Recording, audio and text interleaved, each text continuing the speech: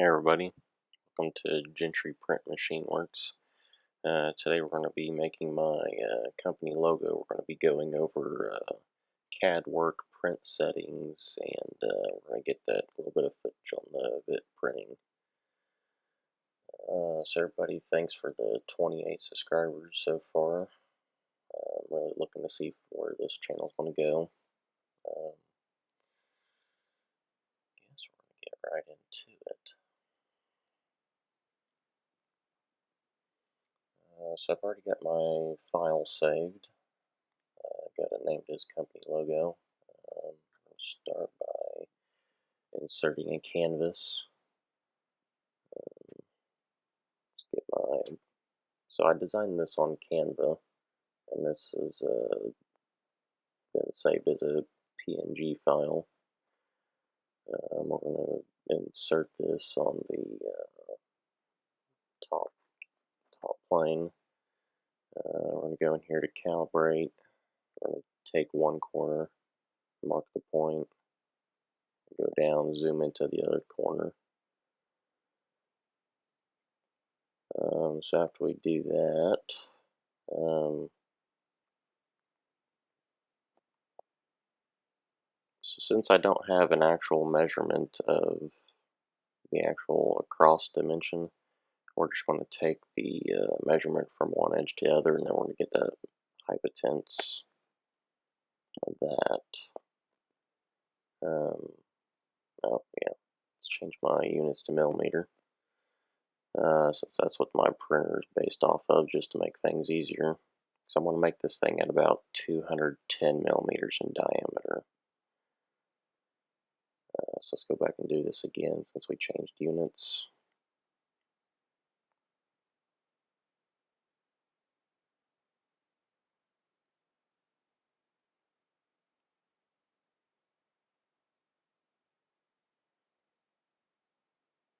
Okay, now that we're set up here, we're going to start by creating a sketch. I'm going to do on the same plane. We're going to start here by doing outlines of everything. We're going to go and do this hexagon. I'm going to go over and do all the letters, and then we'll go from there.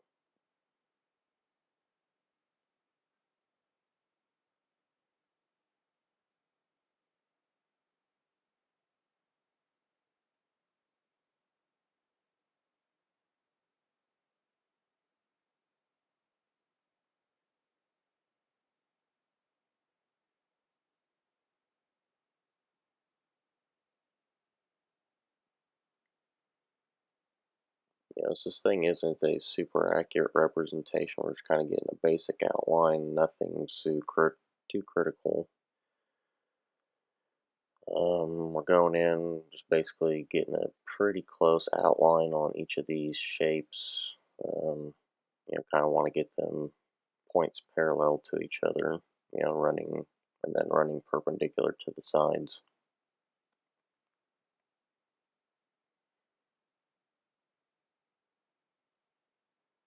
So again, you can see that blue dotted line. It's exactly parallel to the other one, the other point on the other side of the hexagon. So then I'm taking off that point, and that'll get it lined up with that, and it'll show that blue dotted line when you're in there designing. And I can bring that down to that other point, and it'll make sure those sides are parallel to each other.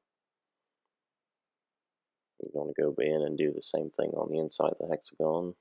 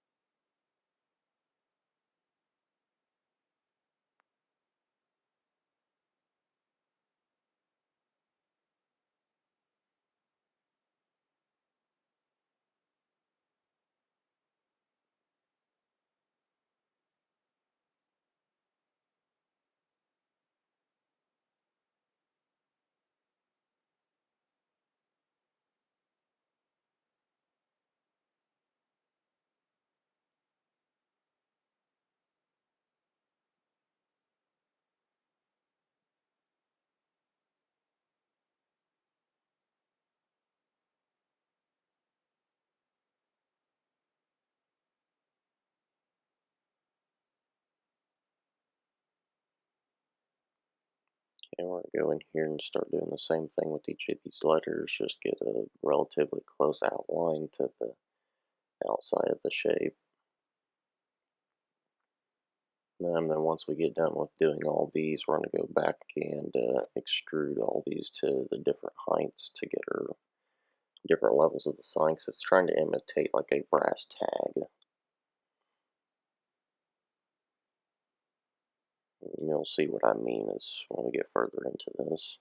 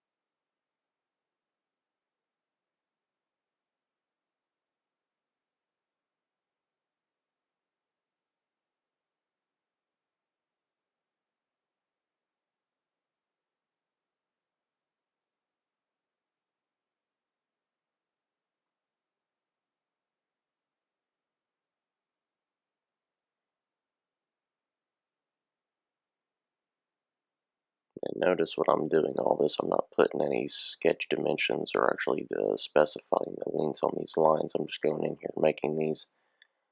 I mean, because the sign's only going to end up being 8 inches by 8 inches wide, and it's not very critical at all.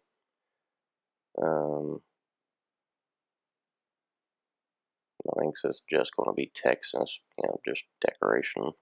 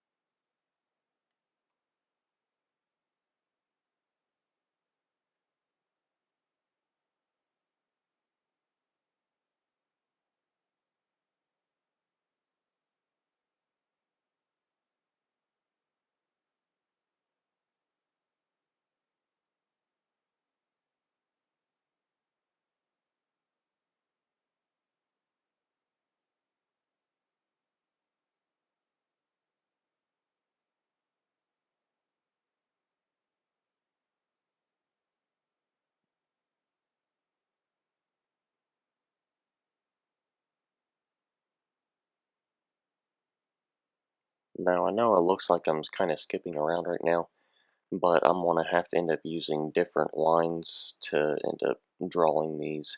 So I'm getting all the straight lines done, and then I'll have to go back in with a split point uh, arc to go in and do the curved features on these texts. So that's why I'm kind of skipping around and doing all the flat lines instead of going back and forth and using different tools just to be slightly quicker.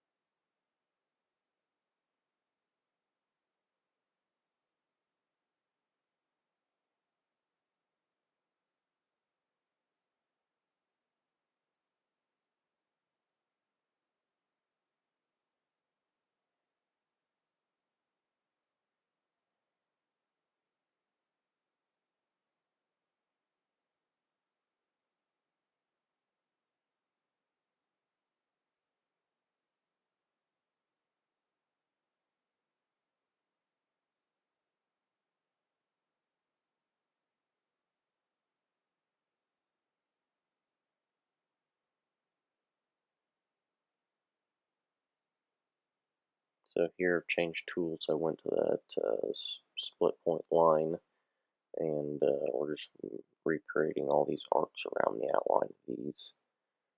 Um, so we'll go back and do the G, we'll go back and do this and sign, and then the inside and outside outline of the P.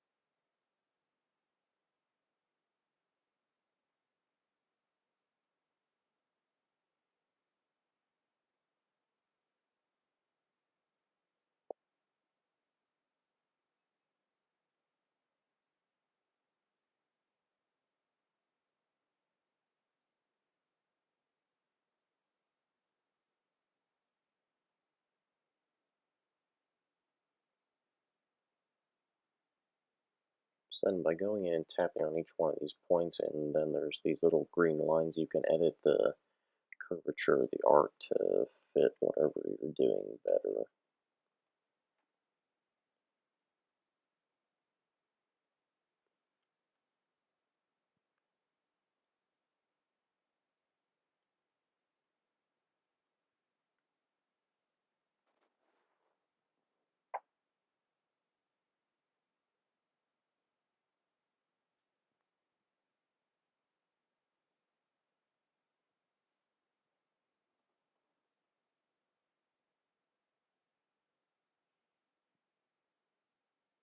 So right there, I thought about trying a 3-point arc, but it turned out to be a lot easier just doing it with the split point arc like I've been using, so I just continued using that.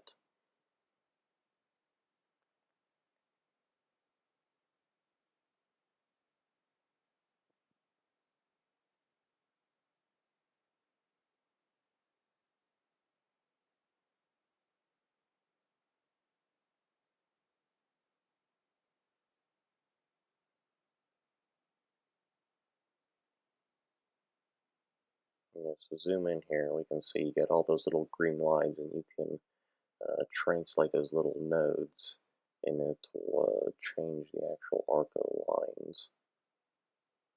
And then pulling out the distance, and there's a bunch of little cool features that you can mess with to get the line pretty close to what you need.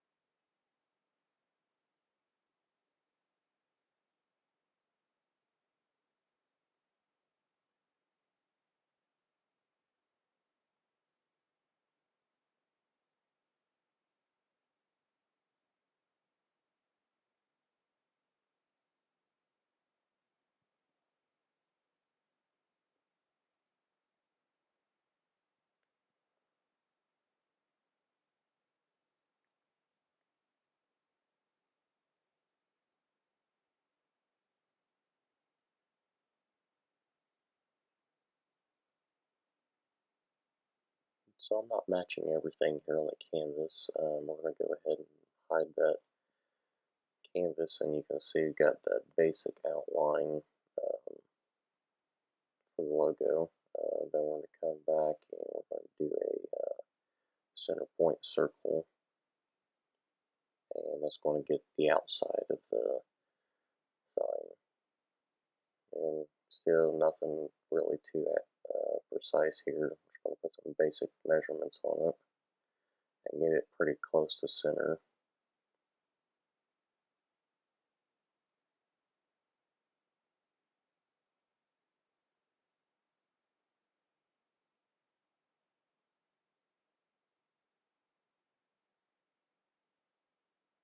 I'm going to go ahead and put a sketch dimension from the outside of that to the outside diameter of the circle.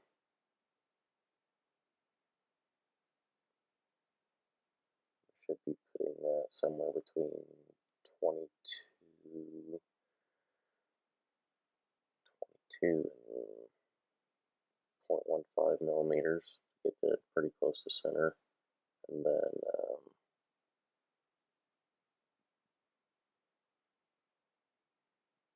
as I got here, I started using the midpoint, thinking I could just go off the center of that. But usually when that ends up doing that, it'll place the center of the circle there because that's how it gets defined.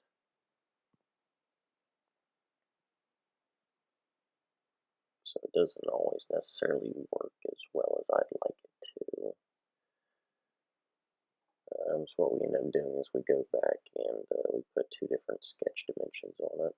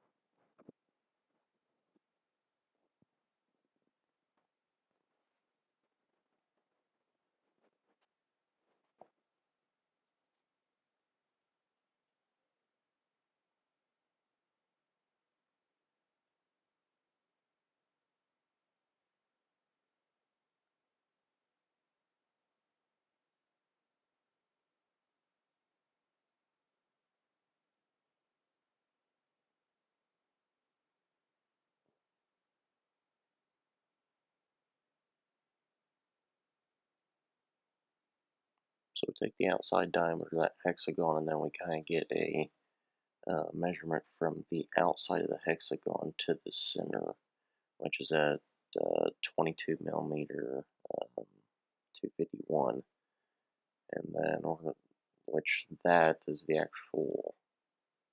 So we divide the total outside length divided by 2, and then we're going to come in, and then that second measurement, that 22 251, is the measure from the outside of the hexagon to the center of it, which again doesn't have to be very precise because it's just a sign.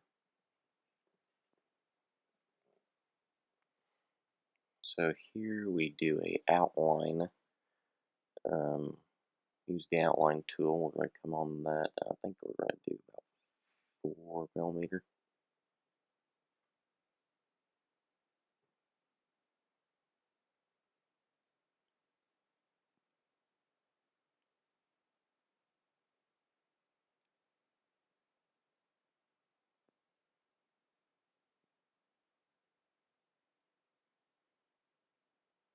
So after we got that, so let's go ahead and put my text in.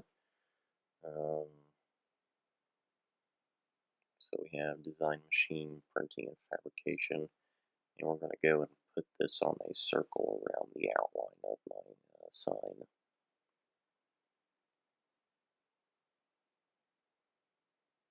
So we got the text tool. We're going to put that along path. We're going to select the inner circle.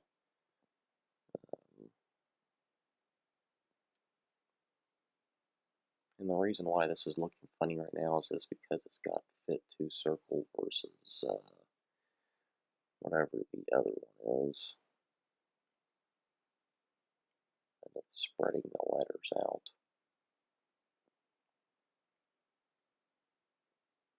And then here in a second I'll scale down the text size and then I'll change that.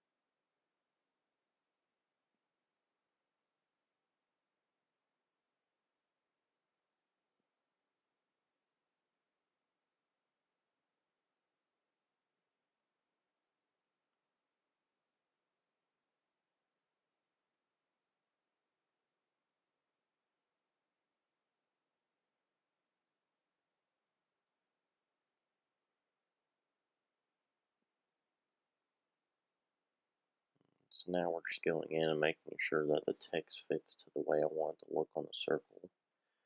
I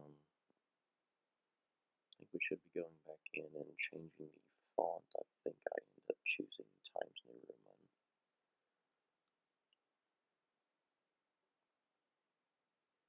which I already have selected right now.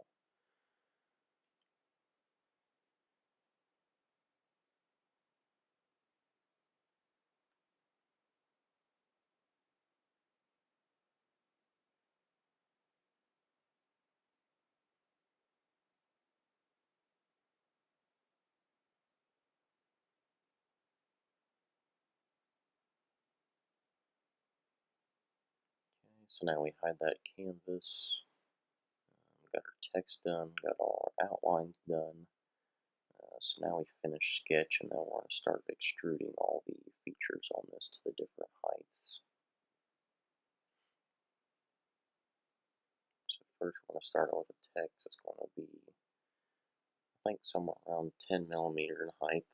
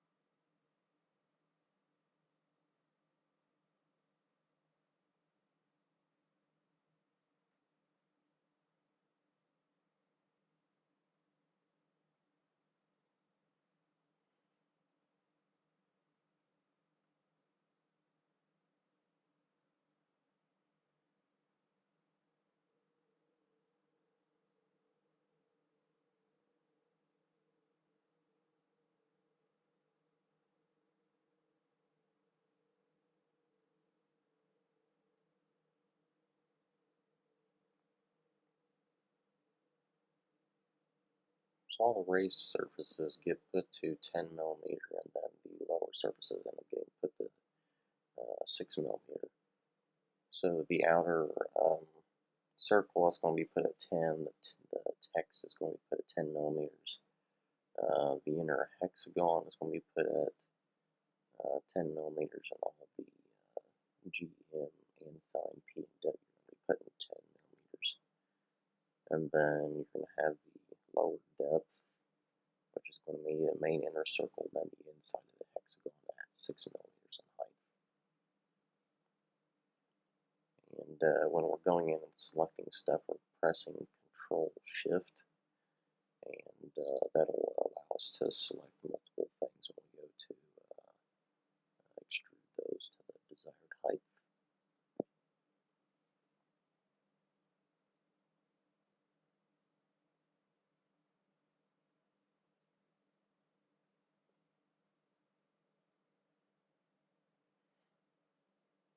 Okay, so as you can see, there's the lower surfaces and higher surfaces. There's a 4 millimeter height difference. The only thing that I forgot to do was to go in and make the actual mounting holes. So let's go ahead and do that. Yeah, I probably made these a little bit bigger than what they need to be. I probably should have done them about 6 millimeters in diameter instead of 10. Let's go ahead and get these sketched out.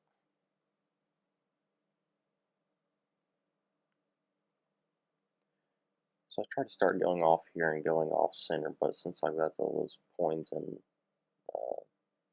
arcs there, it's kind of hard to do.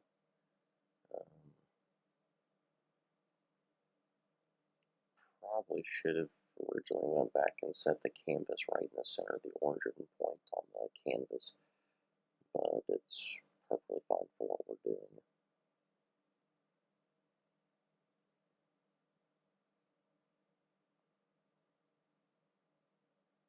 So same thing, we're going off the center point here and we're dragging it out. You can see that blue dotted line, it'll go off specific points. You can just see that just slowly drag that through there to keep that dotted line connected.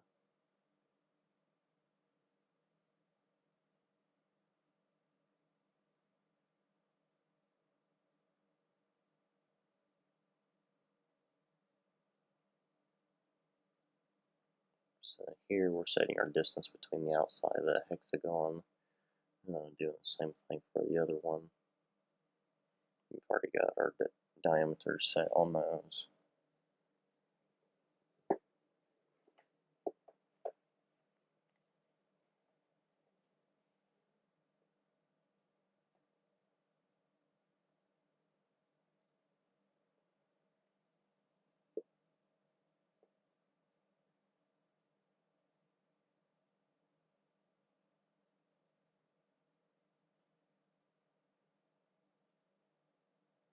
Okay, so we're going to end up flipping the sketch around on the back to where we can click the profiles, and then we're going to cut through the actual extrusion we have here, as you can see by the red.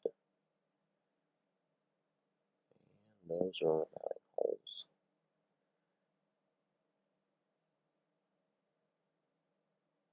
So now we're going here, height sketch, to get rid of those blue lines. And we have our finished design.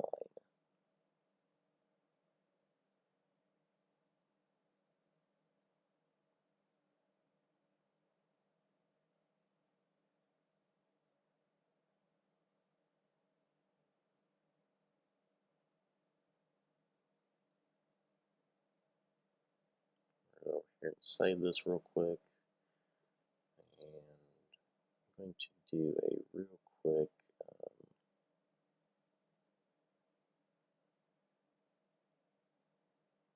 I'm going to export this because it takes a few minutes to do so, and go back in and look at an in-canvas render.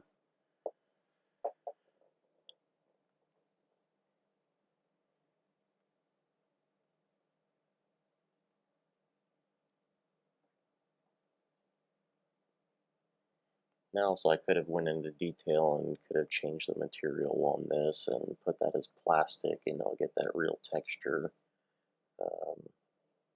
But I just got to go with the standard material, which is probably metal. But yeah, as you can see at the timeline at the bottom, the further it goes on, the higher the rendering gets. Then obviously, the better the computer you have, the better the render will be, graphics wise.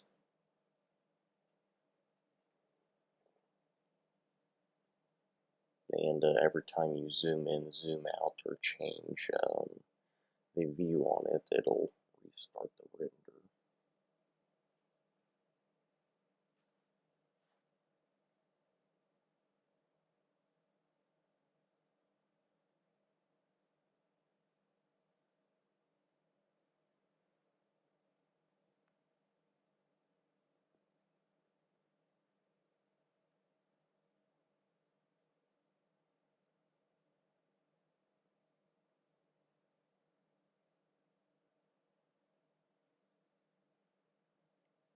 So that's a pretty close representation of what it looks like. Um, it's got a slight sheen to it. Um, so now let's bring this into Ultimaker Cura. This is our 3D printing slicing software. I'll go in here and go over settings and everything. So we got our 0.2 millimeter layer height. Basically, the rest of those are calculated off that. We got our line width is going to be our nozzle size. We have our wall thickness at 0.8 millimeters, and with a 0.4 millimeter nozzle, that's 2 walls. So we're going to enlarge this to a 205, 210 millimeters in diameter, basically taking up my whole print bed space. Once we get that set, we're going to go back in over all of our settings.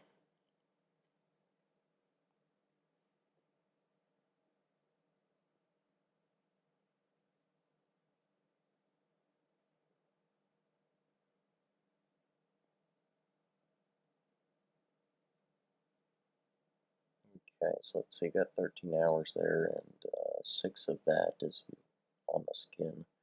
So let's see if we can minimize that a little bit. So I'm going to look at walls, just put them down to 0.6 millimeters, see how much that changes things.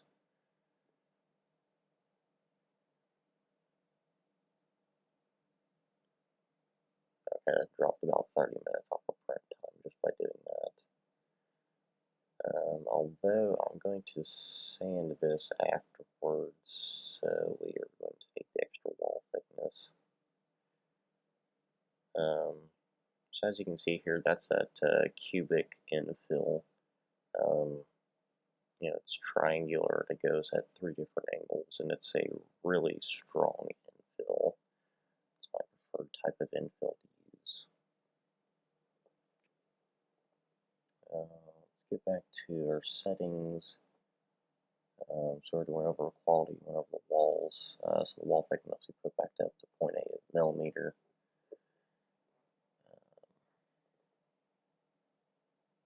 So we got top and bottom layers. We got at a 0.2 millimeter layer height, and we've got the top and bottom wall thickness at 0.8 millimeters. So that's going to be 4 different layers. And really, you just end up putting in a few different settings, and all the rest of them are basically calculated with those. So when we go for infill, we are doing 20% infill. We probably could even went less than that, being that's just a sign it doesn't have any structural requirements. This is being made out of Hatchbox white PLA. We're running 200 degrees Celsius and 57 degrees on the bed temperature. Now, the bed temperature is probably a little bit too warm, and might not have issues with warping because of that, and I'll probably change those settings when I get to printing and see how it looks. So after some calibration on my printer, I've been able to get the print speed a lot higher. It was doing between 30 and 40 millimeters a second, and now I'm doing between 50 and 60, and again, depending on what you input, it's got self-calculations for the lower print speeds. So here we got our travel speeds.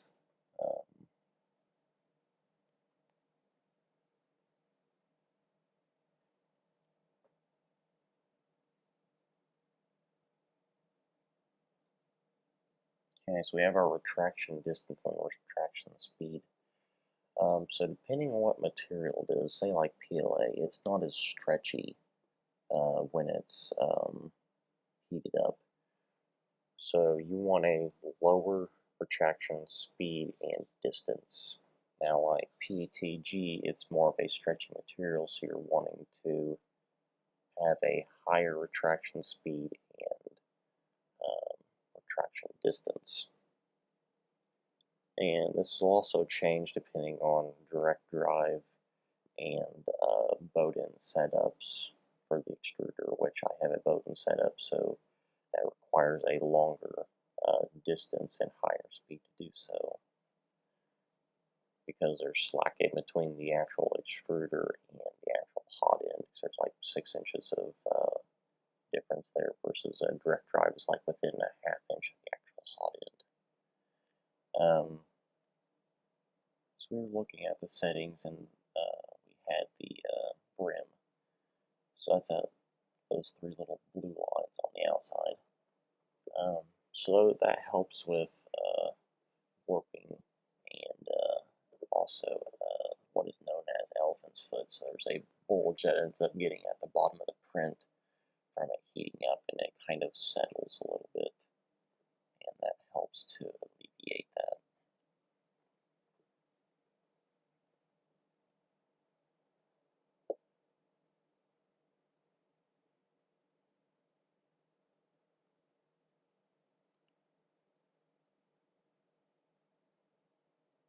So that's our first layer. You see all the infill there.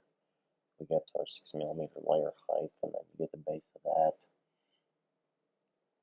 And then you got the infill all the way around, and that's going to come up as we end up printing.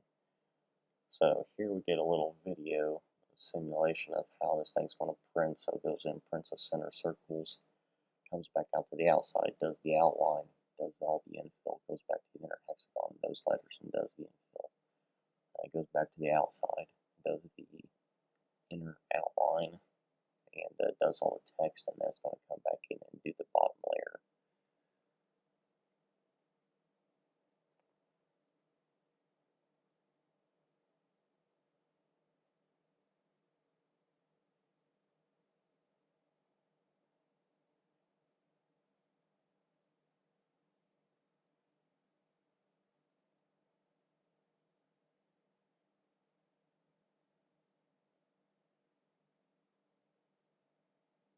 And same thing, does the infill, does the outlines, and now we're finally seeing the height where it gets to printing the actual letters.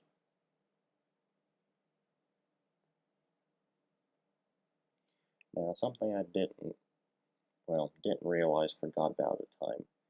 So when something gets put into a 3D slicer, it gets turned into a bunch of triangles on the surface to simulate that.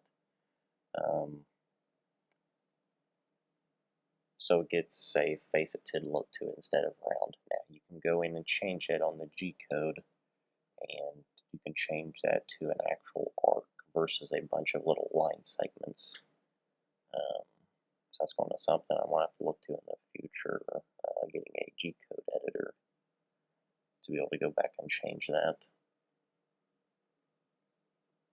So here we got this running on the Ender 3 Pro. We're recording this on the GoPro Hero 5. 1080p, 60 frames a second on a 2-second time lapse, 2-second interval time lapse. And obviously, as you've seen when I went through with the settings and everything, it's a 13.5-hour print. So that's why I've got it running on time lapse.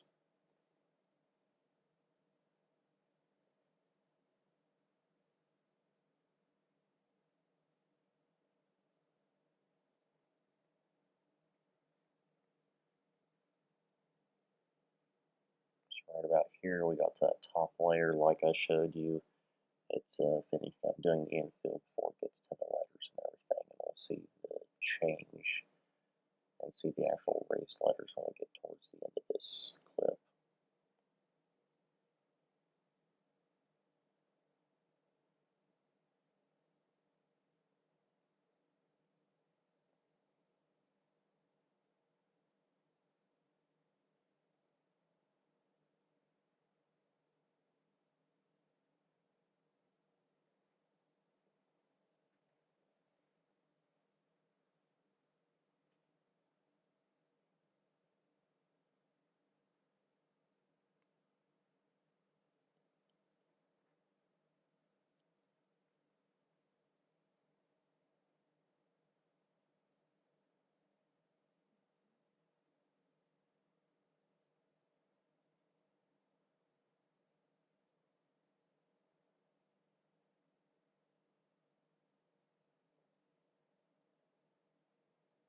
As you can see now, our text is starting to get some visible height to it.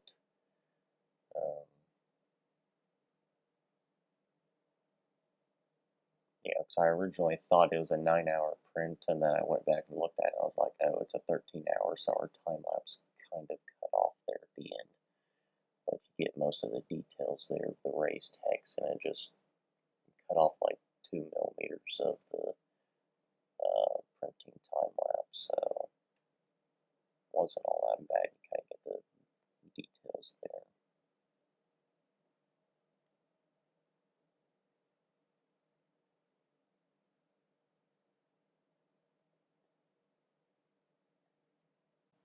Hey everybody, thanks for tuning into this week's video. I'm really looking forward to some of the projects we have coming up. Here in the next few weeks we should be working on another logo sign.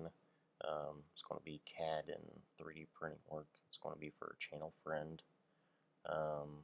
Then also here in the next week or so we should be going over the equipment that I had picked up from Steve Summers. You know, I really appreciate that opportunity to be able to buy that stuff off him and, you know, kind of step into the door of machining. I'm really grateful for that opportunity. So be looking forward to those projects and videos I'll have coming out in the next few weeks. And again, thanks everybody for watching, and I'll be looking out for future videos. Thanks, I'll see you later.